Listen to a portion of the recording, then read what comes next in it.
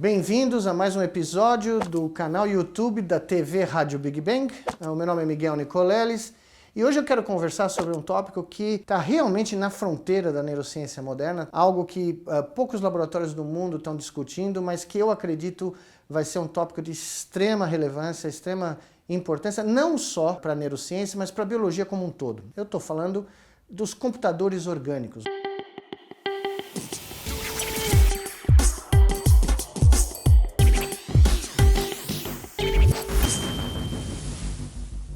O conceito de computador orgânico veio na minha mente para tentar diferenciar a computação, o tipo de computação que organismos realizam, ou grupos de células realizam. Tem um monte de computadores descritos na história da humanidade. Tem computadores mecânicos, Abaco, por exemplo, tem computadores que a gente conhece digitais, antes deles existiam os computadores analógicos, computadores eletrônicos, que a gente nem mais fala. O que eu quero dizer para vocês é que quando a gente fala do computador, a gente está falando, na nossa linguajar rotineiro, de uma entidade, um mecanismo que obtém, dado um programa, uma memória e uma série de inputs, realiza uma transformação, uma computação para produzir um resultado. Quando eu comecei a estudar esse conceito, eu comecei a chegar à conclusão que existe uma outra forma de computação, que é o que a gente encontra na biologia, nos sistemas chamados os organismos. Por exemplo, o cérebro humano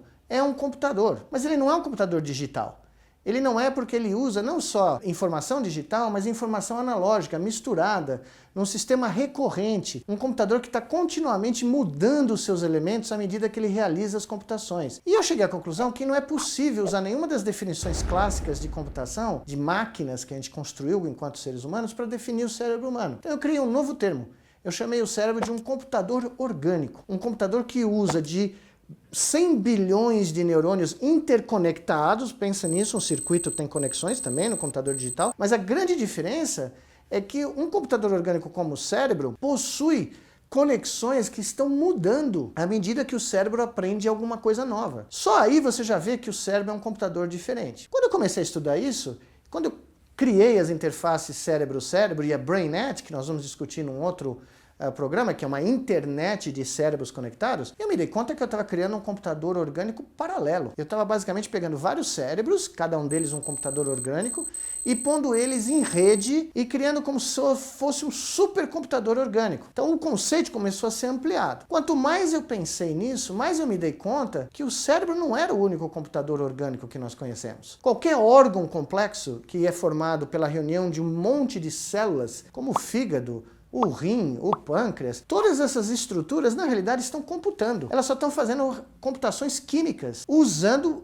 centenas, milhões de elementos que estão em rede em paralelo. Bom, aí eu já comecei a ver que o conceito ampliava. Mas ele não ampliava só a nível celular, ele ampliava também a nível de indivíduos. Quando eu olho para o céu e vejo um grupo de pássaros voando em formação, num passaredo, o que eu estou vendo é um computador orgânico. É um computador orgânico formado pela sincronia de milhares, dezenas de milhares de cérebros, que são o cérebro de cada um dos pássaros que estão nesse passaredo, que começam a realizar computações globais com um objetivo claro: diminuir a chance de um predador poder capturar um desses pássaros. A razão por que os pássaros voam em formação é porque a chance de cada um deles ser pego por um gavião é muito menor se eles estão dentro de um passaredo do que voando em isolamento. Isso é uma regra básica que vem desde as bactérias até os seres humanos que caçavam no tempo pré-histórico para fugir dos tigres de dente de sabre.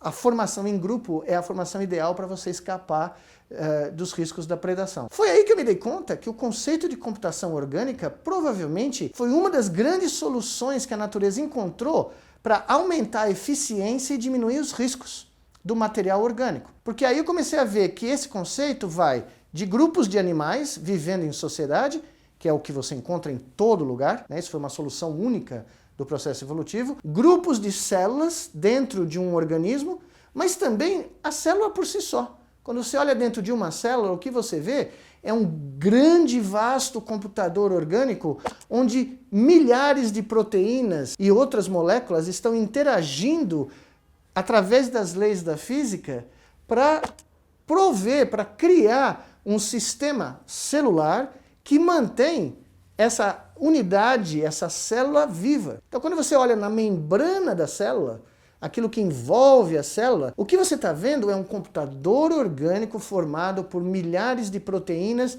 submergidas no lípide, na gordura que forma aquela membrana. Quando eu fui discutir isso com os biofísicos, o pessoal gostou da ideia, porque eles começaram a falar de computações, eles já falam há muitos anos, mas de computações da membrana. E eu cheguei para eles e falei, não, isso é uma computação de um computador orgânico. A membrana é um computador orgânico. Bom, nós fomos descendo até chegar aos genes. Quando a gente chega nos genes, a gente descobriu que aquilo que a gente aprendia na escola, que um gene tem um efeito em uma proteína, isso é quase que uma exceção. O que é fundamental no genoma humano é a existência de um computador orgânico genético, que são milhares, centenas de genes que colaboram entre si para realizar um output de qualquer que seja ele. E aí eu me dei conta que esse conceito de computação orgânica pode ser um conceito que cruza todos os níveis de organização da matéria orgânica, particularmente nos organismos animais, né? Evidente que isso tem nas plantas, tem nas bactérias, tem em outros tipos de seres vivos, mas no caso de organismos animais, a gente pode traçar claramente a formação de computadores orgânicos a nível genético, celular, tecido e até de sociedades de indivíduos, talvez como sendo um princípio único que deu certo e que a natureza selecionou a diferentes níveis de organização para servir como a forma na qual a matéria orgânica computa a informação, que é muito diferente dos computadores digitais que a gente conhece. Ou seja, o nosso cérebro está protegido com um copyright totalmente peculiar de qualquer tentativa de ser copiado num computador digital. Isso jamais vai acontecer.